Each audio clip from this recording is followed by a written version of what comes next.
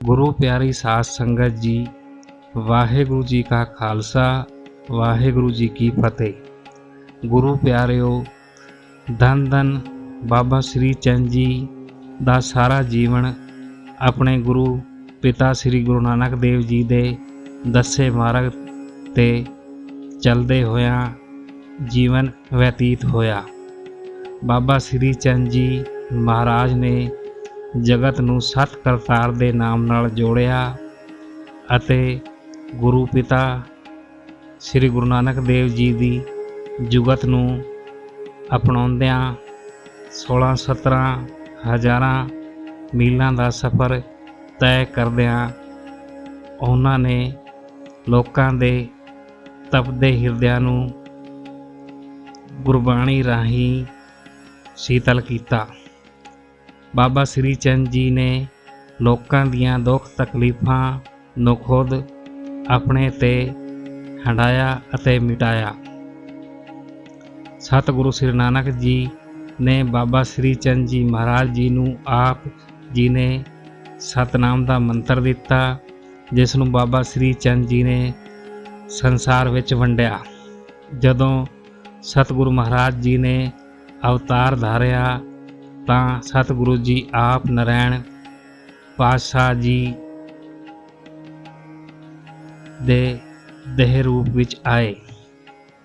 ਧੰਨ ਧੰਨ ਸ੍ਰੀ ਗੁਰੂ ਨਾਨਕ ਪਾਤਸ਼ਾਹ ਜੀ ਉਦਾਸੀ ਸਰੂਪ ਦੇ ਵਿੱਚ ਹੀ ਸੰਸਾਰ ਵਿੱਚ ਪ੍ਰਗਟ ਹੋਏ ਅਤੇ ਅੱਗੋਂ ਇਹ ਉਦਾਸੀ ਸਰੂਪ ਗੁਰੂ ਜੀ ਨੇ ਬਾਬਾ ਸ੍ਰੀ ਚੰਦ ਜੀ ਨੂੰ ਬਖਸ਼ੀਸ਼ ਕਰ ਦਿੱਤਾ। ਗੁਰੂ ਪਿਆਰਿਓ, ਬਾਬਾ ਸ੍ਰੀ ਚੰਦ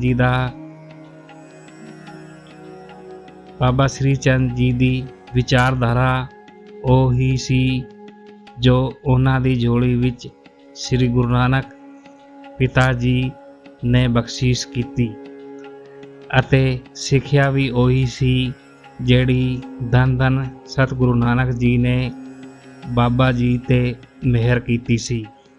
ਪਹਿਲੇ 6 ਸਿੱਖ ਗੁਰੂ ਸਾਹਿਬਾਨਾਂ ਦੇ ਨਾਲ ਬਾਬਾ ਸ੍ਰੀ ਚੰਦ ਜੀ ਦੀ ਪਿਆਰ ਭਰੀ ਸਾਂਝ ਨਾਲ ਇਹ ਹੀ ਵਡਮੁੱਲਾ ਕਾਰਨ ਸੀ, ਕਿਉਂਕਿ ਬਾਬਾ ਜੀ ਸਿੱਖ ਸੰਗਤਾਂ ਨੂੰ ਉਹੀ ਸੰਦੇਸ਼ ਪਹੁੰਚਾ ਰਹੇ ਸਨ ਜਿਸ ਦਾ ਆਧਾਰ ਹੀ ਗੁਰਬਾਣੀ ਸੀ। ਜਗਤ ਨੂੰ ਤਾਰਨ ਵਾਸਤੇ ਧੰਨ ਧੰਨ ਸ੍ਰੀ ਗੁਰੂ ਨਾਨਕ ਦੇਵ ਮਹਾਰਾਜ ਨੇ ਆਪਣੀਆਂ ਯਾਤਰਾਵਾਂ ਦੀ ਆਰੰਭਤਾ ਉਦਾਸੀ ਭੇਸ ਧਾਰ ਕੇ ਕੀਤੀ। ਇਸ ਕਰਕੇ ਸਤਿਗੁਰੂ ਪਾਤਸ਼ਾਹ ਜੀ ਵੱਲੋਂ ਵੱਖ-ਵੱਖ ਕੀਤੀਆਂ ਯਾਤਰਾ ਨੂੰ ਉਦਾਸੀਆਂ ਕਿਹਾ ਜਾਂਦਾ ਹੈ। ਜਿਸ ਤਰ੍ਹਾਂ ਭਾਈ ਗੁਰਦਾਸ ਜੀ ਦੇ ਵਚਨ ਹਨ, ਬਾਬੇ ਵੇਖ ਬਣਾਇਆ ਉਦਾਸੀ ਕੀ ਰੀਤ ਚਲਾਈ, ਚੜ੍ਹਿਆ ਸੋਦਰ ਚੜ੍ਹਤ ਲੁਕਾਈ। ਗੁਰੂ ਪਿਆਰਿਓ, ਸਤਿਗੁਰੂ ਨਾਨਕ ਪਾਤਸ਼ਾਹ ਜੀ ਨੇ ਉਦਾਸੀ ਭੇਦ ਦੇ ਮਹੱਤਵ ਨੂੰ ਜਾਣਦਿਆਂ ਇਸ ਨੂੰ ਅੱਗੇ ਵੀ ਜਾਰੀ ਰੱਖਣ ਦਾ ਫੈਸਲਾ ਕੀਤਾ ਅਤੇ ਇਸ ਦੀ ਸੌਂਪਣਾ ਬਾਬਾ ਸ੍ਰੀ ਚੰਦ ਜੀ ਨੂੰ ਕਰ ਦਿੱਤੀ, ਕਿਉਂਕਿ ਉਸ ਸਮੇਂ ਧਰਮ ਦੇ ਖੇਤਰ ਵਿੱਚ ਪੁਜਾਰੀਆਂ, ਜੋਗੀਆਂ ਅਤੇ ਸੰਨਿਆਸੀਆਂ ਦੇ ਵਿੱਚ ਕਈ ਤਰ੍ਹਾਂ ਦੀਆਂ ਉਣਤਾਈਆਂ ਆ ਚੁੱਕੀਆਂ ਸਨ ਅਤੇ ਇਹ ਧਰਮ ਦੇ ਰਾਹ ਤੋਂ ਹਟ ਕੇ ਅਧਰਮ ਦੇ ਰਾਹ 'ਤੇ ਚੱਲ ਰਹੇ ਸਨ। ਭਾਈ ਬਾਲਾ ਜੀ ਅਤੇ ਭਾਈ ਮਰਦਾਨਾ ਜੀ ਸਤਿਗੁਰੂ ਨਾਨਕ ਪਾਤਸ਼ਾਹ ਜੀ ਨਾਲ ਜਦੋਂ ਕੈਲਾਸ਼ ਪਰਬਤ 'ਤੇ ਪਹੁੰਚੇ ਤਾਂ ਧੰਨ ਧੰਨ ਗੁਰੂ ਨਾਨਕ ਜੀ ਨੇ ਦੇਖਿਆ ਕਿ ਸਿੱਧ ਸਭਾ ਕਰਕੇ ਆਸਣ ਬੈਠੇ ਹਨ ਤਾਂ ਸਤਿਗੁਰੂ ਜੀ ਨੇ ਸਭ ਸਿੱਧਾਂ ਦਾ ਆਦਰ ਸਤਿਕਾਰ ਕਰਦਿਆਂ ਕਿਹਾ, ਸਤ ਸਭਾ ਜੈਕਾਰੋ ਮੰਡਲੀ। ਇਹ ਸੁਣ ਕੇ ਗੋਰਖਨਾਥ ਨੇ ਆਦੇਸ਼ ਨਾਨਕ ਪਾਤਸ਼ਾਹ ਜੀ ਆਓ ਬੈਠੋ ਕਿਹਾ। ਗੁਰੂ ਪਿਆਰਿਓ, ਜਦੋਂ ਸਤਿਗੁਰੂ ਨਾਨਕ ਜੀ ਬੈਠ ਗਏ ਤਾਂ ਸਿੱਧ ਮੰਡਲੀ ਨਾਲ ਸਿੱਧ ਗੋਸ਼ਟ ਯਾਨੀ ਚਰਚਾ ਸ਼ੁਰੂ ਹੋ ਗਈ। ਉਸ ਵਕਤ ਬਾਬਾ ਸ੍ਰੀ ਚੰਦ ਜੀ ਸਮਾਧੀ ਵਿੱਚ ਲੀਨ ਸਨ। ਆਪ ਜੀ ਨੇ ਆਪਣੇ ਆਤਮਕ ਬਲ ਨਾਲ ਪਵਨ ਰੂਪ ਹੋ ਕੇ ਕੈਲਾਸ਼ ਪਰਬਤ ਤੇ ਪਹੁੰਚ ਗਏ ਅਤੇ ਗੁਰੂ ਮਹਾਰਾਜ ਜੀ ਨੂੰ ਨਮਸਕਾਰ ਕੀਤੀ ਅਤੇ ਗੁਰੂ ਜੀ ਦੇ ਕੋਲ ਹੀ ਗਿਆਨ ਚਰਚਾ ਸੁਣਨ ਵਾਸਤੇ ਬੈਠ ਗਏ। ਸਤਿਗੁਰੂ ਪਾਤਸ਼ਾਹ ਜੀ ਦੇ ਸਾਹਮਣੇ ਗੋਰਖਨਾਥ ਆ ਗਿਆ ਤਾਂ ਸਿੱਧਾਂ ਨੇ ਕਿਹਾ, ਤੁਸੀਂ ਯੋਗੀਆਂ ਦਾ ਭੇਸ ਧਾਰ ਕੇ ਗੁਰੂ ਗੋਰਖਨਾਥ ਤੋਂ ਮੰਤਰ ਲੈ ਲਓ। ਤਾਂ ਸਤਿਗੁਰੂ ਨਾਨਕ ਪਾਤਸ਼ਾਹ ਜੀ ਨੇ ਕਿਹਾ, ਸਿੱਧੋ ਸਾਡਾ ਪ੍ਰਭੂ ਨਿਰੰਕਾਰ ਹੈ। ਫਿਰ ਸਾਧਾਂ ਨੇ ਸਵਾਲ ਕੀਤਾ, ਕੌਣ ਗੁਰੂ, ਕਿਸਕਾ ਤੂੰ ਚੇਲਾ?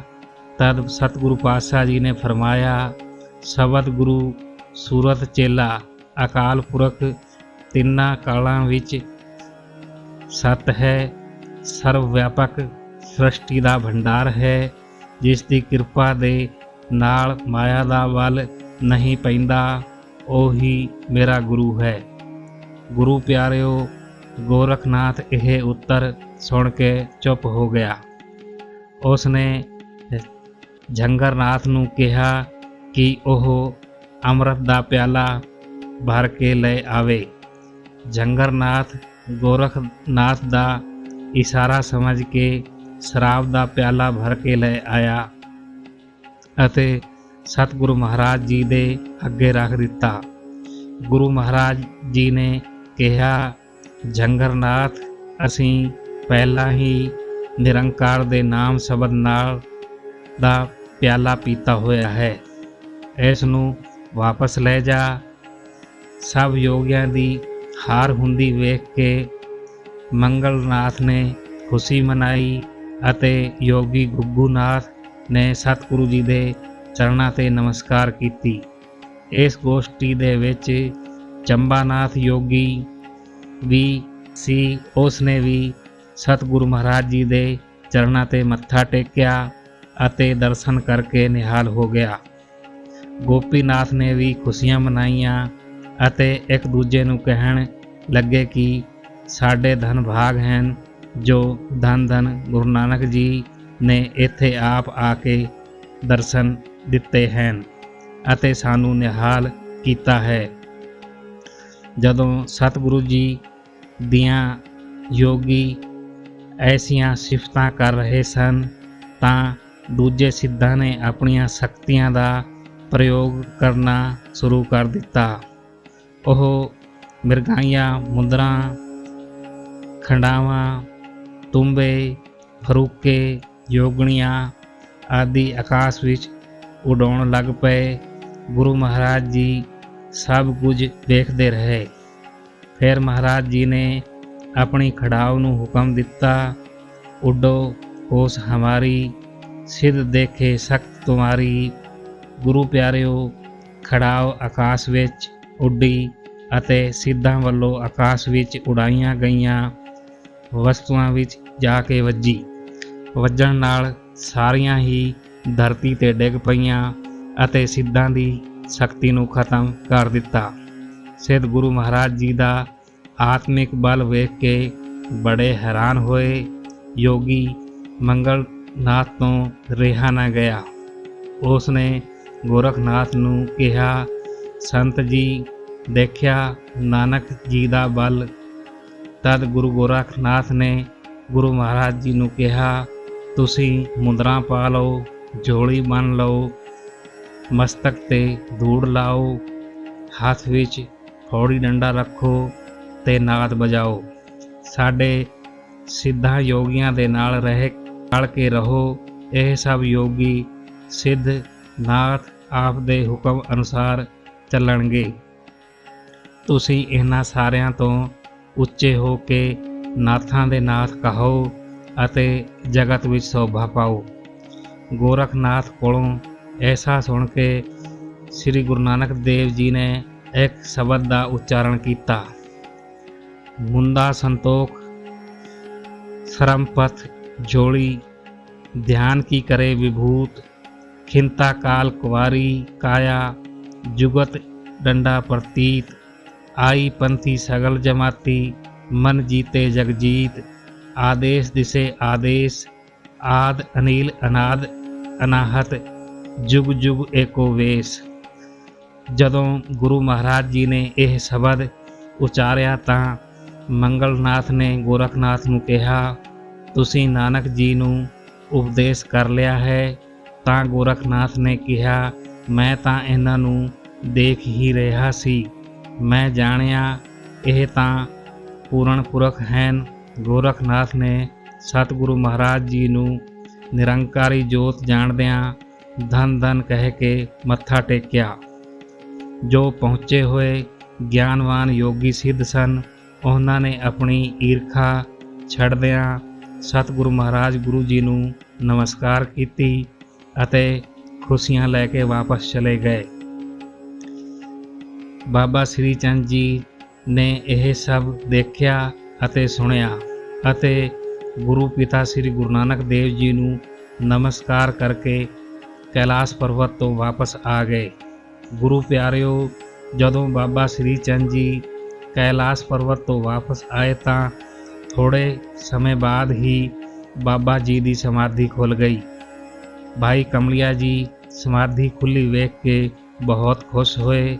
ਤਦ ਬਾਬਾ ਸ੍ਰੀ ਚੰਦ ਜੀ ਨੇ ਭਾਈ ਕਮਲਿਆ ਜੀ ਨੂੰ ਕਿਹਾ, ਸਾਨੂੰ ਇਸ਼ਨਾਨ ਕਰਵਾਓ। ਤਾਂ ਭਾਈ ਕਮਲਿਆ ਜੀ ਨੇ ਪਾਣੀ ਦੀਆਂ ਗਾਗਰਾਂ ਭਰ ਕੇ ਬਾਬਾ ਸ੍ਰੀ ਚੰਦ ਜੀ ਨੂੰ ਇਸ਼ਨਾਨ ਕਰਾਇਆ ਅਤੇ ਪੁੱਛਿਆ, ਪਾਤਸ਼ਾਹ ਆਪ ਇੰਨੀ ਦੇਰ ਸਮਾਧੀ ਵਿੱਚ ਲੀਨ ਹੋ ਕੇ ਕਿੱਥੇ ਗਏ ਸੀ? ਆਪਣੇ ਸੇਵਕ ਦੀ ਪਿਆਰ ਭਰੀ ਗੱਲ ਸੁਣ ਕੇ ਬਾਬਾ ਸ੍ਰੀ ਚੰਦ ਜੀ ਨੇ ਕਿਹਾ, ਕੈਲਾਸ਼ ਪਰਬਤ ਤੇ ਜਦੋਂ ਸਾਡੇ ਗੁਰੂ ਪਿਤਾ ਜੀ ਗਿਆਨ ਚਰਚਾ ਗੋਰਖਨਾਥ ਨਾਲ ਕਰ ਰਹੇ ਸੀ ਤਾਂ ਅਸੀਂ ਪਵਨ ਰੂਪ ਹੋ ਕੇ ਗੁਰੂ ਪਿਤਾ ਜੀ ਕੋਲ ਬੈਠੇ ਸੀ ਅਤੇ ਸਭ ਕੁਝ ਸੁਣ ਕੇ ਦੇਖ ਕੇ ਵਾਪਸ ਆ ਗਏ ਹਾਂ। ਫਿਰ ਭਾਈ ਕਮਲਿਆ ਜੀ ਨੇ ਬੇਨਤੀ ਕੀਤੀ, ਮਹਾਰਾਜ ਜੀ ਆਪ ਦੇ ਪਵਨ ਰੂਪ ਵਿੱਚ ਕੈਲਾਸ਼ ਪਰਬਤ ਤੇ ਜਾਵਣ ਦਾ ਹੋਰ ਵੀ ਕਿਸੇ ਨੂੰ ਪਤਾ ਸੀ? ਤਦ ਬਾਬਾ ਜੀ ਨੇ ਕਿਹਾ, ਭਾਈ ਕਮਲਿਆ ਜੀ ਇਸ ਦਾ ਵੇਦ ਸਾਡੇ ਗੁਰੂ ਪਿਤਾ ਸਤਿਗੁਰੂ ਨਾਨਕ ਪਾਤਸ਼ਾਹ ਨੂੰ ਸੀ, ਦੂਸਰਾ ਗੋਰਖਨਾਥ ਨੂੰ ਸੀ, ਤੀਸਰਾ ਮੰਗਲਦਾਸ ਨੂੰ ਸੀ, ਚੌਥਾ ਗੁੱਗੂਨਾਥ ਨੂੰ ਅਤੇ ਪੰਜਵਾਂ ਚੰਬਾਨਾਥ ਨੂੰ ਸੀ। ਕੇਵਲ ਇਹ ਹੀ ਸਾਨੂੰ ਦੇਖ ਸਕਦੇ ਸਨ, ਹੋਰ ਕਿਸੇ ਨੂੰ ਵੀ ਅਸੀਂ ਨਜ਼ਰ ਨਹੀਂ ਆਏ। ਇਸੇ ਭੇਦ ਦੀਆਂ ਗੱਲਾਂ ਸੁਣ ਕੇ ਭਾਈ ਕਮਲਿਆ ਜੀ ਨੇ ਬਾਬਾ ਜੀ ਨੂੰ ਨਮਸਕਾਰ ਕਰਦਿਆਂ ਧੰਨ ਧੰਨ ਕਿਹਾ ਅਤੇ ਮਨ ਗਦਗਦ ਹੋ ਗਿਆ। ਸੋ ਗੁਰੂ ਪਿਆਰੀ ਸਾਧ ਸੰਗਤ ਜੀ, ਹੋਈਆਂ ਭੁੱਲਾਂ ਚੁੱਕਾਂ ਦੀ क्षमा ਬਖਸ਼ਣੀ। ਵਾਹਿਗੁਰੂ ਜੀ ਕਾ ਖਾਲਸਾ, ਵਾਹਿਗੁਰੂ ਜੀ ਕੀ ਫਤਿਹ।